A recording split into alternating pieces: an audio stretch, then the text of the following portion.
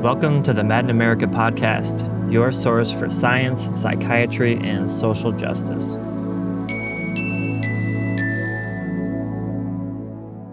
Hello and welcome to the Mad in America podcast. My name is Brooke Seam, and I am author of the award-winning memoir on antidepressant withdrawal, May Cause Side Effects. Today, I am with Nelson Lee. Nelson is a therapist and mental skills coach with a master's degree in clinical mental health counseling and an MBA. In 2024, he attempted to get off antidepressants that he'd been on for 15 years. This led to significant long-term medication withdrawal that Nelson is still navigating at the time of this interview. As a therapist, Nelson specializes in helping clients transform their relationships with themselves and others and overcome anxiety and OCD. He loves helping people rise above their challenges and then proactively maintain long-term healing and growth. He believes it's never too late or too early to improve your mental health. When he's not working with clients, Nelson can be found building relationships with friends and spending time in the Utah outdoors, where he enjoys nature photography, mountain biking, and rock climbing. Nelson, thank you so much for joining us. Yes, thank you for having me. Glad to be on today. Yeah, I'm glad to have you here too. We connected not too long ago, about a week and a half, and the reason why is because you reached out to me for just some help and support during your withdrawal process. And we ended up having a long talk about nutrition and how that might be able to support you. But in the course of that conversation, we got into some really interesting topics and philosophy about withdrawal. And after speaking with you, I just decided that this needed to go on a much bigger platform because I really liked what you had to say. So we're going to start there. You are a therapist, and you're a therapist in withdrawal. That is one of the more interesting combos, I think, because so often it feels like the patients are fighting against the mental health experts. So if you could just start by sharing a little bit about what you do professionally and then also what's going on in your life right now personally. So yeah, I'm a therapist and I'm somewhat of a new therapist. I'm someone who started out going business route. So that's where the MBA comes in. I worked in the corporate world for a while. And then I eventually got into some coaching stuff around mental health and decided eventually to full pivot into the therapy world. And so I've been out of school now for coming up on 2 years. And yeah, I'm a therapist. And so basically, that has put me in a really unique position here where I'm working with clients while navigating withdrawal. And yeah, I'm sure there's a lot we can explore here. So, the gist of it is that has been a really interesting experience. And it's been interesting to be navigating something that in my mind, this is probably bigger than any of the other things that I've been through, as far as just like, I don't know what to call it, like an emotional trial or something like that, which, it's more than emotional. It's also like a very physical thing, being in withdrawal. But navigating that and also holding space for the people that I work with has been incredibly unique. Just so we have a little bit of context here, if you could tell us what drugs you're on and a little bit about like why we got on them, what the medication history and strategy, if you want to call it that, has looked like, and what has happened to you when you started tapering, because that's also an interesting angle of this that I think we need to kind of dive into a little bit. So as far as what I'm on, I started out with something called fluvoxamine. The short for that is Luvox. And I was on that for, probably 5 or so years. And then ended up having an experience where I had an increase of anxiety. How I got into working with OCD clients is I actually experienced OCD myself. And it was working my way out of that got me into the mental health world. So I actually started as a coach a while back before ever going back to school. But that's a side note. But anyway, there was a period where I switched to sertraline after being on Luvox for 5 years, and that's what I've been on ever since. And I found that after a handful of years, I learned some really phenomenal skills and decided, all right, I don't think I want to be on the medication anymore. I don't think I need it. It was also essentially sold to me as a very soft medication. So I was like, okay, this should be no big deal getting off. And I was actually able to taper pretty rapidly in the beginning. I went from 100 milligrams down to 75, down to 50, down to 25. And then dropping from 25 to 0 was when I had my first withdrawal experience. And it came on relatively quickly. After a week, I was fine. So like 7 days, okay. And then all of a sudden, one night, I just stopped sleeping. And I thought, oh, like this is a weird thing. Maybe it'll go away in a few days. And so I kind of pushed through that week and just zero sleep and just felt really strange. I felt like I had all this adrenaline just pumping through my veins that entire week. And I went back on the medication and it resolved almost immediately. And so at that point, I was like, all right, well, I guess I just need to taper a little bit more. So it took a couple more years, tapered down to around 6 milligrams, jumped off again, and had the same thing happen. And so at that point, I jumped back on. I was like, all right, well, maybe I just hold on for a little bit and then try to taper again later. And so that's what led me to last year, where I'd heard it's significantly easier to taper by going to a liquid. So I switched to a liquid and I dropped down at the same time. And that's what led me to where I am now, where I got hit with withdrawal symptoms, I think 2 or 3 weeks after making the adjustment. And the symptoms were less severe as the previous withdrawals that I'd had. And so I was thinking, oh, like this will be no big deal. This is maybe a few weeks. That's kind of what you hear when doctors talk about it. When you Google it, it's like, yeah, withdrawal symptoms last a few weeks. So I figured I'd stick it out. And here we are about 10 months later and still in the thick of it. And I will say the middle of it, it got significantly bad. It was an experience. How many years has it been since you first decided to step down from the 100 milligrams? That's a good question. It's probably been, if I were to estimate, probably 6. And where are you at in the process now? So now I'm at around 5.5. I think technically 5.6. On the liquid? On the liquid, yes. And what is the strategy from moving forward here? So moving forward, right now, I'm just trying to get stabilized. And so I'm stabilizing where I'm at. And then from there, the plan is to do a micro taper and just go, we'll see what my body can tolerate, but anywhere from 5 to 10% a month. And hopefully just move it down slowly throughout each month. Because I'm really interested in how this has affected your practice. Withdrawal is such an interesting thing because we can almost put a smile on our face and act normal while inside, like, everything is just a complete mess. And so I wasn't in a position where I had to be the guiding light in the room, if you will. I didn't have to be the calm one in my life. I was just trying to sell cupcakes so I could just, sell cupcakes and move on. You're in a different place. So what's going on inside versus what's happening on the outside? That's such a good question because it just brings me back to, especially when things were getting really difficult. Like there were some moments where I just remember sitting there with clients and I'm giving them everything that I've got, which thankfully I feel like I have been able to show up for them. That is one thing that I really am grateful for in this process is that it hasn't gotten bad enough that I haven't been able to work. But there have been times where it's the internal dialogue in my head is something around like, man, like if only you knew what was happening on the other side of here, it might put a different spin on this kind of a thing. And there have been moments where I remember just thinking like, man, like I almost like wish that I had their nervous system right now or something like that. Like my client who's coming to see me for help. And those were challenging moments for sure, where I was just like, man, like I'm in a hard place. How did you even begin to show up and regulate during that 45 minutes, during that hour with a client? I mean, I look back on it and there's something about almost just doing it. Like, I think that's where some of the skills that I've learned have really come into practice. I mean, things like mindfulness, where it's like, okay, like before going to work, I can't focus on how am I going to get through the workday. It's more like, let me just stay here right now. And in the moment when I'm with a client, thankfully, I feel like I have the awareness to know what's showing up for me.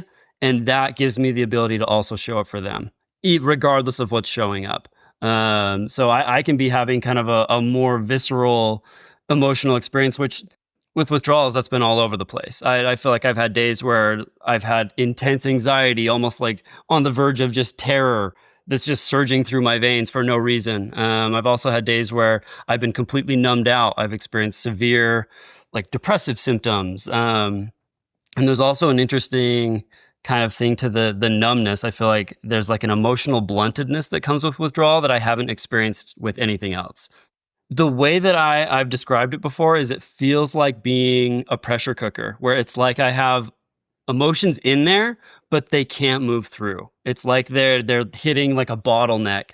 and my body is the bottleneck. That's what it feels like. I don't know if that makes sense, but it just feels like there's an overwhelming pressure and it can't get out. And so in these moments with clients, I just notice that. That's really all I can do is I can sit there and I just notice it and I mindfully navigate it. That's really been the story of the last 10 months, I would say, is trying to come back to the present and working on not letting my thinking create too much fear in the future, which it certainly has. And I think that's just been the process that I've engaged with is like, let me just be here as much as possible. I'm just going to show up here in the here and now and use the skills that I have for them and hopefully provide them with what they need. And I feel like largely I have been able to do that, which again, so thankful for.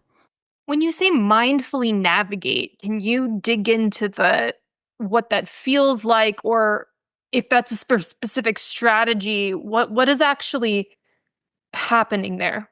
And that would be a very case by case thing. I mean, to put it in maybe more of like a general sense, I think mindfully navigating something is me noticing the thoughts and the emotions that are showing up on my end and doing that in real time. Even while I'm in a conversation. So for example, for me to do that with you right now, it's like I can notice that right now, like I have a little bit of, antsy interview energy in me if I kind of pay attention to my body, but I can notice that and I can stay engaged in this conversation.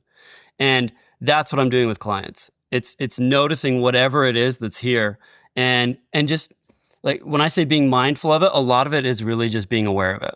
I think it's just bringing conscious awareness to it. I don't need to change it. I don't need to judge it. I can allow it to be here while I practice the skills that I have as a therapist and can guide people through, whether that's experiential stuff, I can ask questions, I can still be present with them even while I'm having these things show up. Well, I guess my question is this something that you're able to only do with clients, or are you able to take this level of, at least what I'm hearing, it just feels like this sort of zened out ability. Are you able to take that into the rest of your life, and how is that affecting the withdrawal experience? Yeah, and I hope I don't sound too Zen mastery over here, because I am not at that level for sure. And I will say, in withdrawal, there has been so much back and forth. I noticed that it's almost been like just like symptoms, this is maybe a little side thing around how symptoms have been for me. They kind of have gone in a very up and down fashion, where it's like I'll have a week or two where maybe I'll feel somewhat okay, and then I'll take a dive for another couple weeks. And luckily, that's especially since December, that's kind of had a slow upward trajectory. But there's been a lot of up and down as you've been stabling on the 5.6. Yes, and I'll say that the acceptance has been very similar. Like there have been days that have just been horrendous, and I'm in my head, and I'm like, this is awful. Like this has taken me to the edge of like what I thought was possible to contain in terms of pain and just ongoing suffering. It's taken me further than I thought was possible. I've never experienced anything like it. And there certainly have been moments of panic where I'm like, is this it? Like, am I going to be in this forever? And I mean, there have been really, really dark days where it's like questioning even like whether it's worth it to keep going. Like if I'm being really honest, like it has taken me to that edge multiple times where it's like, I don't know. And in those moments, every time I just came to the conclusion of like, you know what, I hear that people get better from this. Like I'm going to take a chance on that. And I'm just going to lean into doing what I can now, which that's usually what loops me back to the acceptance, where it's like, okay, I have like panic, takes me to a place that I don't like mentally. And then I'm like, hey, well, I have a decision, right? And unfortunately, the decision is kind of dark. The decision is like, well, we tap out of life, or we accept this and we move on. And we see where it goes. And we take a chance on the future. We take a chance on uncertainty. Now that you've been through this for a few years, what makes you want to keep going rather than just hang out on 5.6 milligrams indefinitely? And I've certainly considered that. As far as years go, I guess, yeah, previous withdrawal symptoms were years ago, but this stint has been like the 10-month stint, I would say, that's been the worst. But there's a part of me that really doesn't want to feel like a prisoner to this medication. I don't know what else to say other than that. Like, I don't want to be beholden to something that has this kind of a grip on me. And also, I mean, it's scary to think about what this has done and what what could happen if there ever was a shortage or and anything like that, where it's like, I don't want to be so dependent on like a bottle of something or a pill that like if I lose it or I'm traveling or something and I can't get a hold of it, like my overall well-being is at such a massive risk. To me, that trade-off, it's not worth it, at least right now. How old are you when you were first put on these drugs? I was 19. And what was going on in your life at that point? So that was when I had my first real dip into anxiety and OCD stuff that I struggled with. And that was a big thing where it was like, I went deep enough into that I ended up, for me, I don't feel like I'm a very depressed prone individual. It's like it takes a lot of being in a situation, or like I get worn down and then depression comes. And I remember that was kind of what happened in that situation, where I'd gone far enough down the anxiety and the OCD path that I was worn out, and it was like my body was like, we're done. We need to numb out. And I remember that was kind of something that I was in for a little while, and I ended up seeking help, and medication was like the frontline thing that was offered. What was your thoughts on it at that time? I mean, I was in a really dark place, and so I was just like, well, I guess this is what you do. I trusted the experts, and I just thought this is the answer. I'm trying to remember exactly then, but I feel like the chemical imbalance kind of narrative was still alive and well then. And I think that's kind of just what I look towards. But also, I mean, there was like this fire in me when I look back on it that was very resistant to a lot of the narratives that I got told. Because I remember seeing psychiatrists and even therapists, and the overall narrative was like, this is just something you're going to have to struggle with probably for the rest of your life. Like you're going to just have to manage it. And it was like medication and just kind of get through it. Like it was a really not inspiring experience to have something like this happen, and feel like from the experts, I was just hearing like, it was almost like, oh, like I just got diagnosed with like a permanent disease that is never going away and is going to be relentless. And sure, like my brain will likely always be prone to anxiety, but I just didn't agree with the weight that they put on it. And I think that's what led me to like I just kept looking. And that's eventually what actually led me to the skills that I feel like helped so much and got me into coaching and therapy and all of that stuff. What were those skills?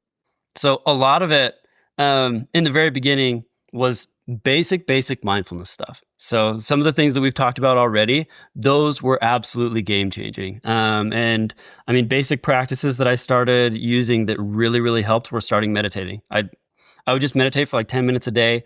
And I remember when I first read about meditation and basically comparing the description of it to how my brain worked, I was like, I don't know if this is possible for me to do. And lo and behold, I started practicing, and I could watch thoughts. And also my brain would also kind of calm down. It would take a step back, and I could get to a place where I actually could watch thoughts and feelings move through without having to react to them. Because I found that, I mean, like I don't know if it's the very root, but one of the roots to my own experience with anxiety and OCD stuff was I was just reacting to thoughts all day. And that's what was feeding so much of the anxiety. So it's like pull back the reaction, and all of a sudden it's like a pond that settles, where it's like you just stop throwing rocks and it naturally settles over time.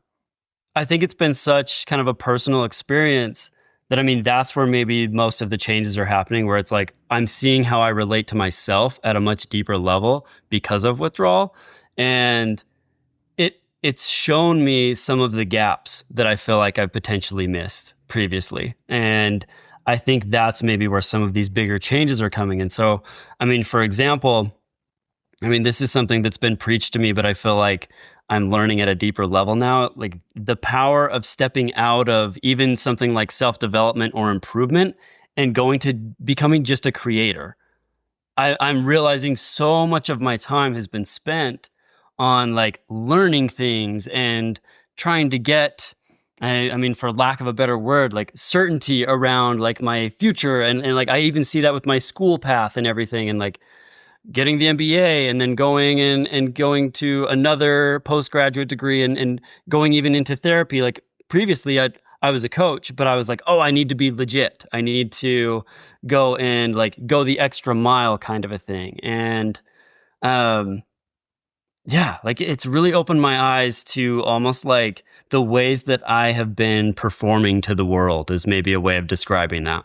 Yeah, this is fascinating to me on multiple levels. The lens through which I'm going to make this comment is that most of the people who reach out to me and who I've talked to about withdrawal over the years, countless people, most of them are educated and have spent a good majority of their life taking a variety of tests and passing them and doing well. And they've used their big smart brains to succeed on those tests. And then you get to withdrawal, and none of that works anymore.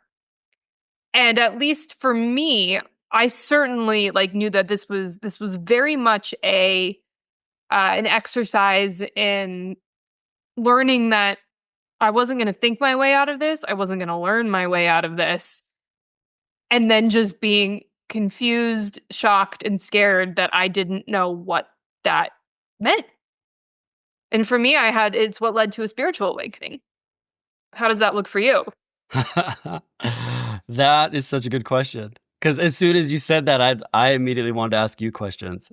Even recently, I think you made a post about a painting that you did, helping someone else in withdrawal, and I think the painting talked about getting close, or the description of the caption about the painting was like you were working with this person and they were getting close to awakening, but they weren't quite crossing the threshold. And as soon as I saw that, and this is maybe even like the problem solver part of my brain that's like, what is that? Like, give me awakening. How do I get there? But I am so curious around what that looks or what that has looked like for you. And I will say just briefly on my end, which we can explore more of, like, I feel like something so similar. And I think that's what hit me was it feels like I'm like bumping up against this edge and I don't even know what the edge is. I can't see the other side. But there is something there. And so I'm really interested to hear what your experience has been like with that. Well, I think for me, there's been a couple things. The first was that I was pulled off my drugs cold turkey by a psychiatrist. I mean, I was on the lower dose of Effexor XR, the lowest dose on the market. So she just told me to stop. So I didn't go through this long-term tapering process like so many people in the community did and are going through.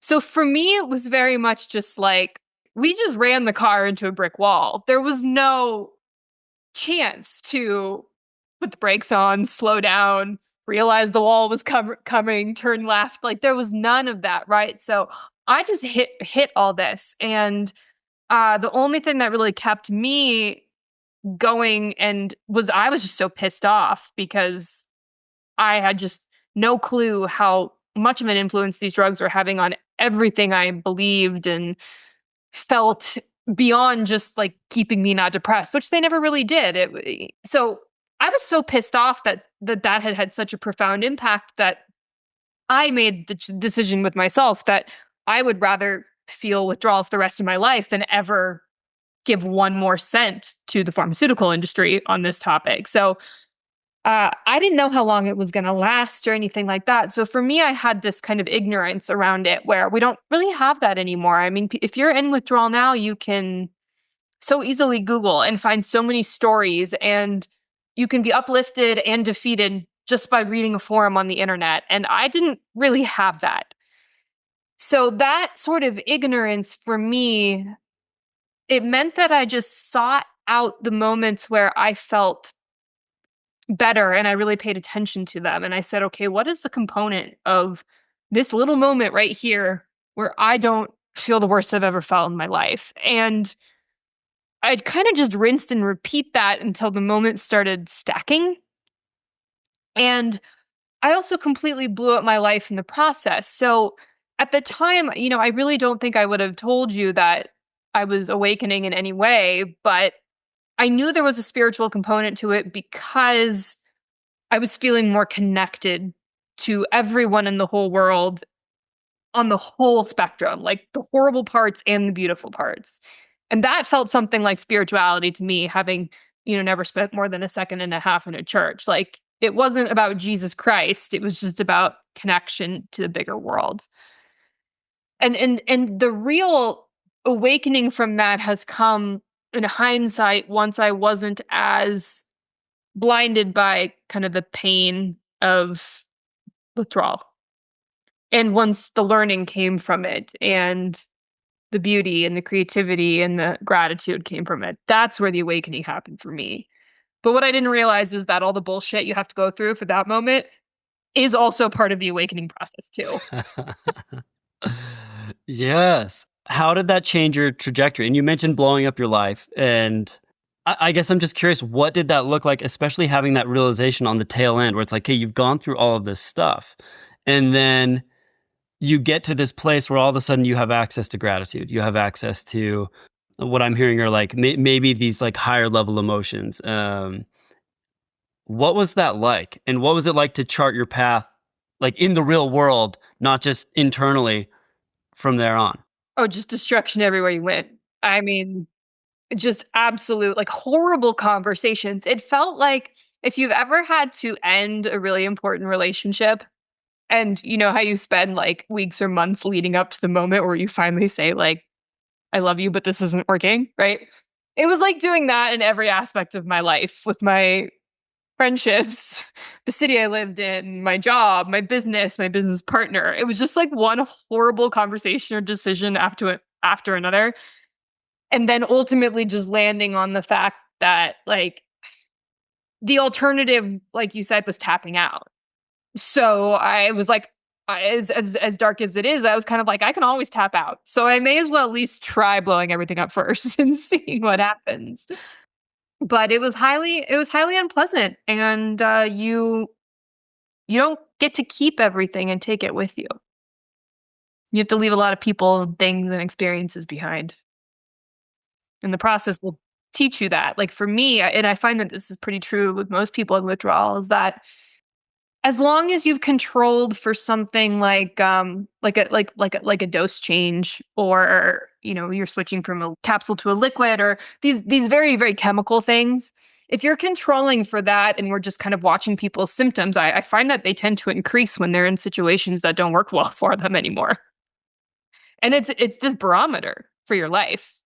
And when people are more confident in their ability to recognize, oh, I feel worse when I'm around this person or doing this job or living in this city or this house, and then they make that change, I find their withdrawal symptoms get a little bit better, because I think it's like our nervous system's so sensitive. It'll tell you everything that's wrong. It'll tell you if the air quality in your house isn't great because suddenly your eyes are puffy, right? Like it'll tell you everything you might not have noticed before.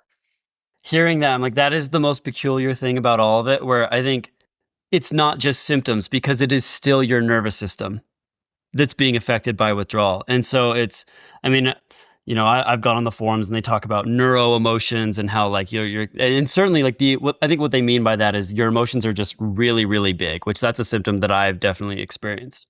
But I remember there was someone on there that was like, there's still a grain of truth, at least to like each of those. Like, yeah, sure. Like my emotional response may have gone to a 10 when normally it would have only gone to a 3, but now I see the thing that is actually making it go up rather than being able to just blow past it like I normally would.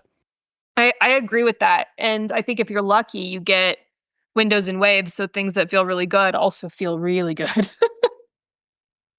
But I really feel for the people and struggle to know exactly what to say when maybe their windows are short or non-existent, especially. And there can be times when you just feel like you're never going to get a window again, or maybe you never had one, and it can be very difficult with those folks to have this kind of discussion with them, because you also don't want to just hold a magnifying glass to their whole life and say, like, I don't know, maybe it's your shitty marriage that's making this work, right? They're already had enough suffering. But also, you're the therapist expert here. Sometimes we have to change our situation in order for our physical symptoms to go away. Yeah, well, it's that dance between our external environment and our internal, and external certainly has an impact. How has your OCD and anxiety been affected since dropping and tapering? Oh, it's been way worse for sure. Like, there's no dancing around that. I mean, I realized just how those have been like these subtle coping mechanisms behind the scenes kind of a thing for most of my life. Not all of it. Like I remember being anxious and having OCD symptoms like as back as long as I can remember. There's a couple elements of withdrawal that definitely exacerbated that where, I mean, number one, there's just a lot of uncertainty around it while you're in it. It's like, you don't know, like, I still don't know where like the light at the end of the tunnel really is since I'm still in it. That's especially scary when you're descending down the hill and symptoms are getting worse. And it's like, I just remember being like, I don't know how bad this is going to get. And I feel like, I mean, those parts, like the anxious and like OCD parts, they're control parts that are like, we want to feel control somehow. Like, let's find literally anything that we can use to control, whether that's even just ruminating about something or like, I don't know, like contamination OCD, like washing your hands or whatever. Like that's the thing that I found with anxiety and OCD is like, it's really limitless, the things that it can attach to. And this is like a little side piece around just like my practice. Like I don't even focus on themes. It's like I focus on the pattern. But even in this experience, I've seen those patterns show up at a far greater degree just because of the uncertainty that's a part of withdrawal. And then plus, I think the fact that your nervous system is so sensitized and emotions are big, it's like when that anxiety does hit, it's way more convincing in withdrawal. It's because it's so powerful, it's so big, and wading through that experience is more difficult than when you have whatever we would call a fully functional nervous system. I'd love for you to speak on the OCD angle of this a little bit more because I do get a decent amount of questions about people who were put on antidepressants for OCD, and I don't have experience with that, and so I typically have to tell them that, and I don't really have anything to offer. But it's one of those curious things where it's like I know people want to taper off the antidepressants, but the OCD symptoms can be so crippling, I think, in a very different way than they are for depression or anxiety. So I'd love if you could speak a little bit more on that and the strategies people can use if they're also tapering. Yeah. And I mean, I think the strategies for tapering in my mind would be very similar to if they were just coming out of the gate and facing OCD, like regardless. It's just going to be more intense while they're tapering is what my guess would be. And there's a couple things that come to my mind as a therapist. Like the thing that is touted as the gold standard for OCD is exposure and response prevention.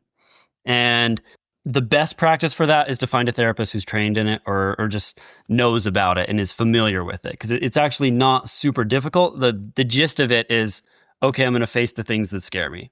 But I personally like to put a little twist on that and align whatever that is with wherever the person wants to go. So it's like, I don't need to go expose myself to a bunch of scary things just for the sake of exposing myself to scary things. I actually want to like go on an adventure, and there's going to be scary things that are inherent on that adventure. And for me, like that gives a little bit of extra oomph to people who are navigating OCD, where it's like, we need something to pull us through the experience. And that's where, I mean, my favorite modality for it, for anyone out there who wants to look into it, is acceptance and commitment therapy. And basically it weaves the whole exposure into the pursuit of your values. And I think that is such a huge nugget. It's like, can I learn how to process emotions and let thoughts move through while I'm pursuing the things that I actually care about and the things that I want my life to be about? It's like, in a nutshell, that is OCD recovery in its most basic level. Is like, can I process emotions? Can I just notice thoughts without having to react to them? And can I do that while I pursue the life that I actually want to build? If you've got a client who comes in now and they're working with you, maybe they're not medicated, say they're not medicated to start, and they start talking to you about going on medication, how do you navigate that conversation professionally? I want to be careful with it because, I mean, this experience has definitely tainted my look at medication. Like, there's a part of me that is really upset about it, really, really mad about the experience that I've had. And so there is like, I want to acknowledge that piece of me, but if I were working with a client, the thing that I would make most clear is just know the risks. Like, it's still your decision, and I'm not going to vilify it for you, but know the risks. And that's where my mind goes. And I would probably use my own experience. Like that is an area where, as a therapist, I don't self-disclose a lot. But occasionally I will, if I feel like it's applicable or it's important or the client could benefit from that. And this is something where I would probably self-disclose, and I would share some of my story and the stories of other people that I've met through this process. I mean, that's what I would do with a client, is I would probably share some of those stories and just encourage them to be educated and make the decision knowing the risks. And I would also probably put an emphasis, and this is where my own opinion and things would come in. I would encourage them to try other things first. And it's like, if it's not like imminent, if we're not in imminent danger of, harming ourselves due to like the awful place that we're in, it's like, let's try some things. If we have a little bit of wiggle room, let's try things before we go to medication and see what that does. Let's take a chance on that.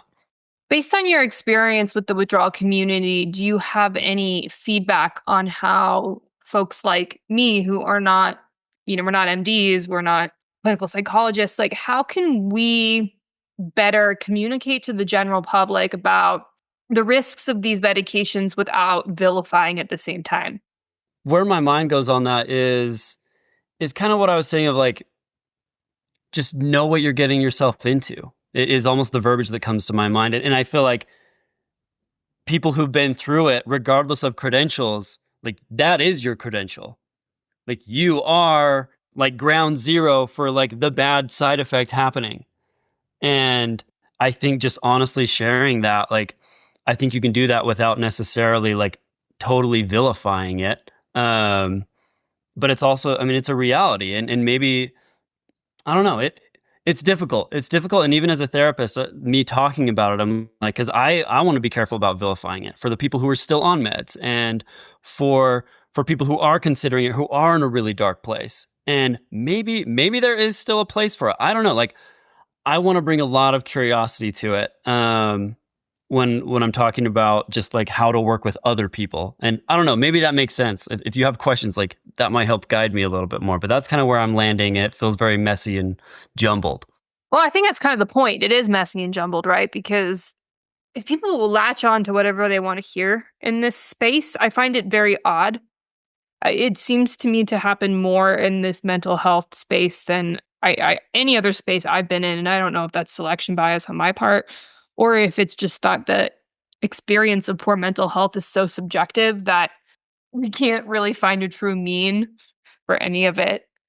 As a therapist, you're in such a unique position to be. You're walking that line all the time with people, and so I was just curious if you had any like specific language you used around it, or what you've seen has worked or hasn't. I think that maybe is the conversation. Is acknowledging that this is a really messy thing and it has the potential to go sideways. It's like, let's acknowledge the risks and the potential upside. It's like if I were working with a client and they were really, really in a bad place, and medication could benefit them, like, I don't know, I wouldn't be the one to be like, you can't do it. The only thing that I would encourage is like, if you do it, know the risks, and let's potentially put up create a plan between you and your doctor or whoever you're seeing to like maybe use it as a booster for a while, and then let's get you like let's get the ball rolling on some other skills and some things that might also work, and then you can hopefully get off with no problems. And from what I've learned, it's like that's where people end up in trouble. Like it sounds like me, like long-term users tend to be the ones who are getting hit really, really, really hard. How has this experience affected the way you view the world of mental health professionals? That's a good question. It's certainly impacted my view of psychiatrists, which is unfortunate, I will say. And I remember just getting into this situation and desperately looking for help.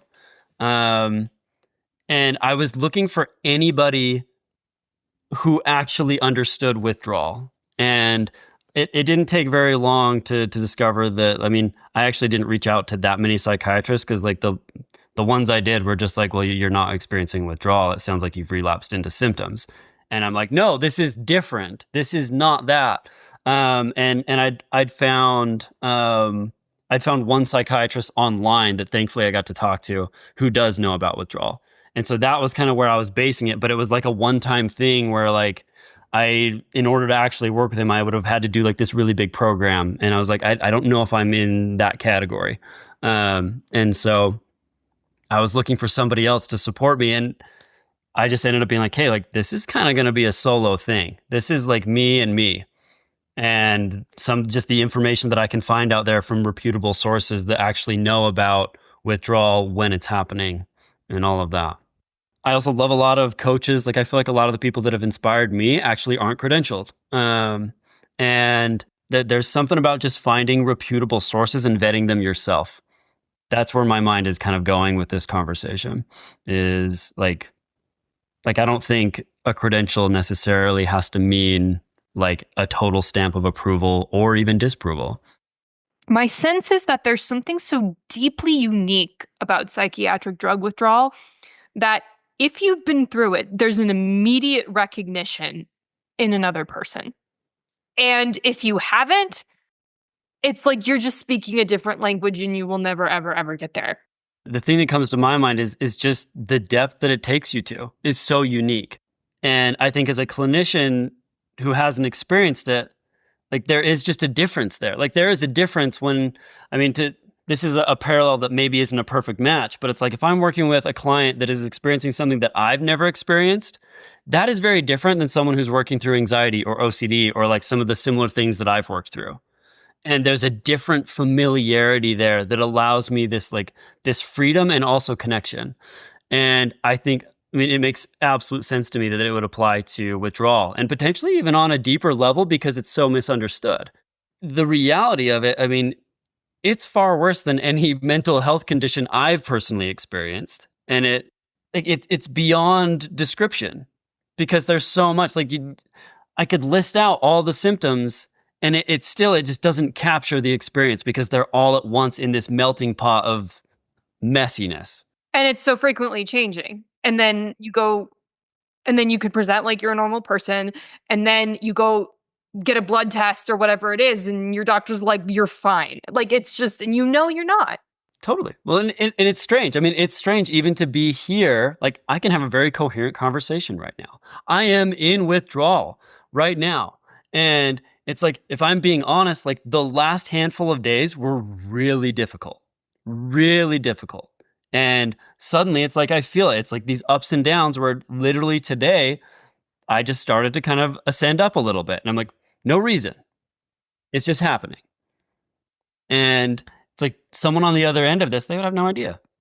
I have spent a lot more time over the past year or two talking to men in withdrawal. And prior to that, most of my interactions had really been with women. And I think us women are allowed to be emotional and all over the place and hormonal and PMSing and all these things. It's a much more accepted experience. But if you're open, I would love to hear your thoughts on going through this as a man and the challenges with masculinity around withdrawal. Thank goodness I took the path that I did in terms of just mental health and becoming aware of emotions and accepting them and making that a huge part of my life. Without that, this would be much more difficult. And to be transparent, so much of the symptoms are emotional. And it's like I said before, it's like, and emotions, normally something that would hit you to like a 3 goes to like a 10. Whether that's sadness, whether that is anger, whether that's anxiety, even, I feel like it's like you said, joy too can sometimes be really big. I find that the negative ones seem to be more impacted for me, but there's something about it where like, this is another acceptance piece where like one of my biggest symptoms is twice a day, I have to let out, like, it's essentially a crying spell. It's different than a normal crying spell though. I don't even know how to describe it, but it almost feels like if someone who's listening's ever lost a loved one, and it's almost like, at least this is how I've experienced grief in the past, where it kind of comes and it goes in waves. It's almost like this wave that like, it's not quite forcing itself out, but I know that if I sit with it, it will.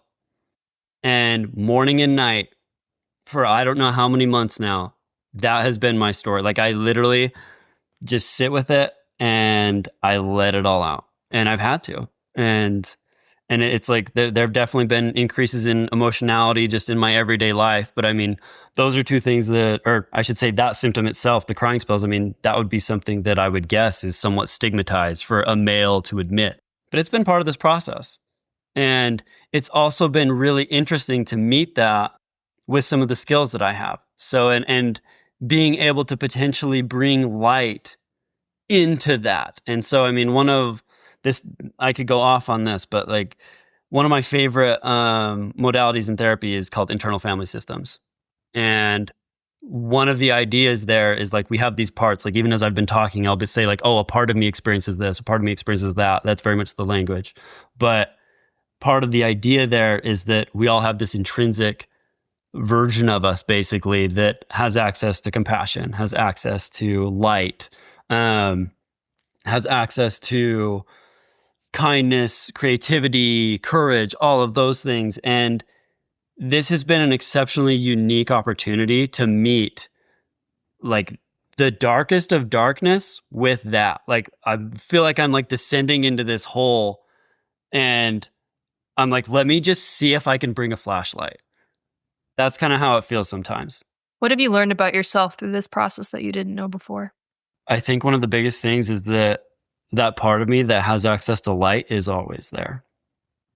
That's been really interesting. But I have to choose it. That's the caveat.